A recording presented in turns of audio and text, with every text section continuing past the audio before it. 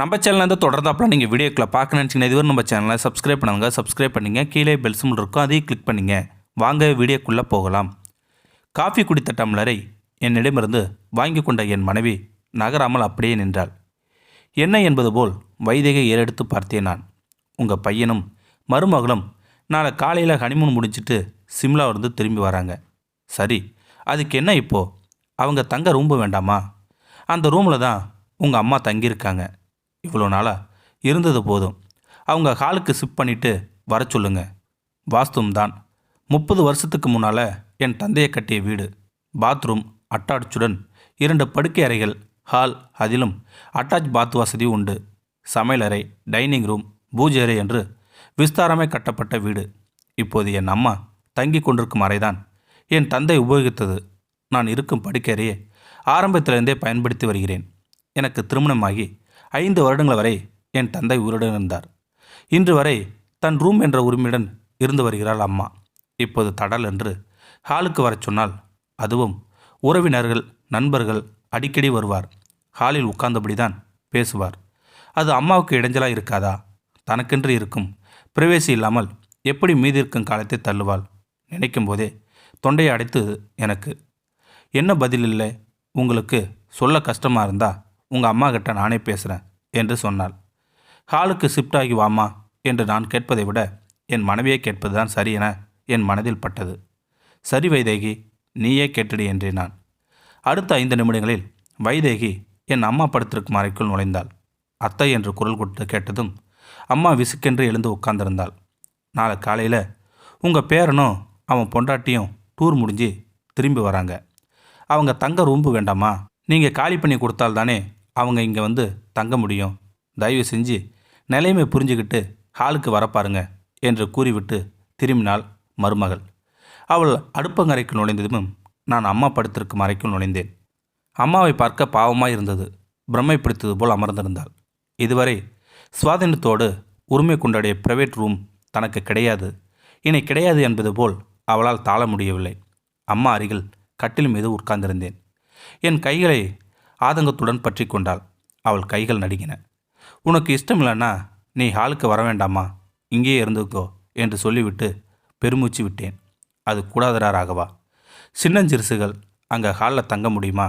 எனக்கு என்ன, நான் ஒண்டி கட்ட ஹாலுக்கு தானே போக போகிறேன், வீட்டை விட்டு இல்லையே என்று சொன்னாள் அம்மா.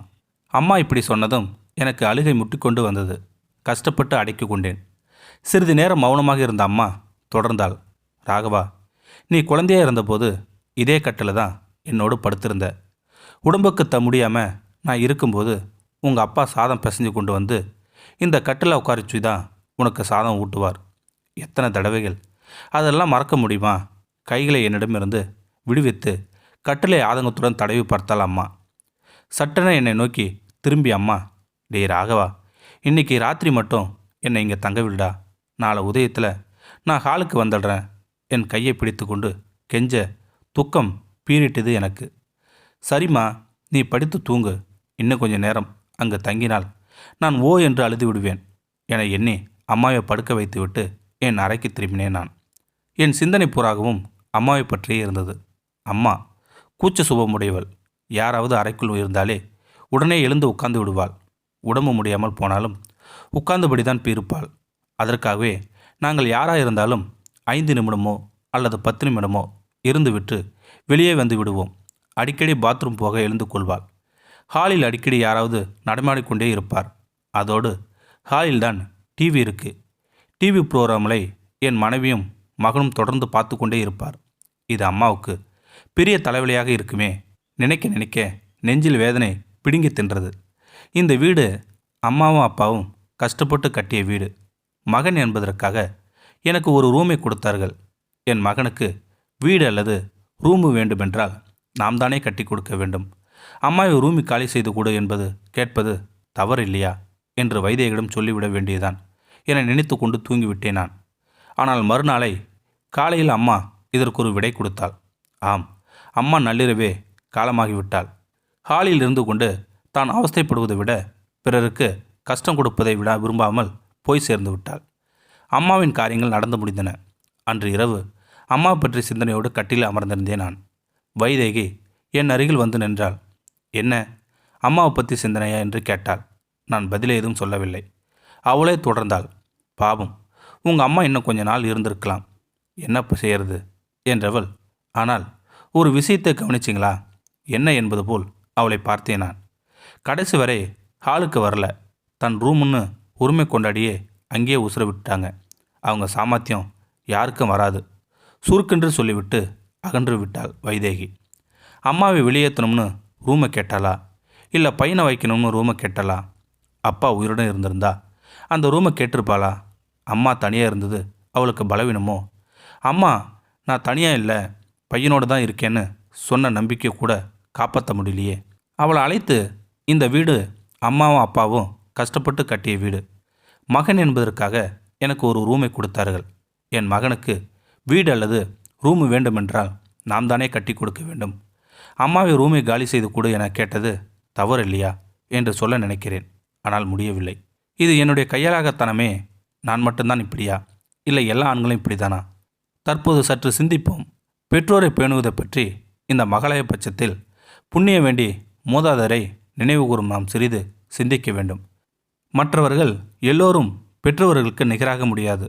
பெற்றவர்கள் மட்டும்தான் இறைவனுக்கு அடுத்த உலகம் என்பது அறிந்த உண்மை.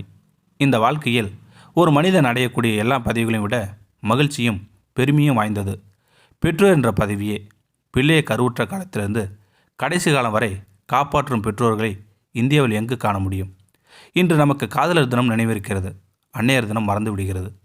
வாழ்க்கையில் திருமணம் என்ற ஒரு நிகழ்வு நடந்தவுடன் கடந்த காலத்தை மறக்கிறோம்.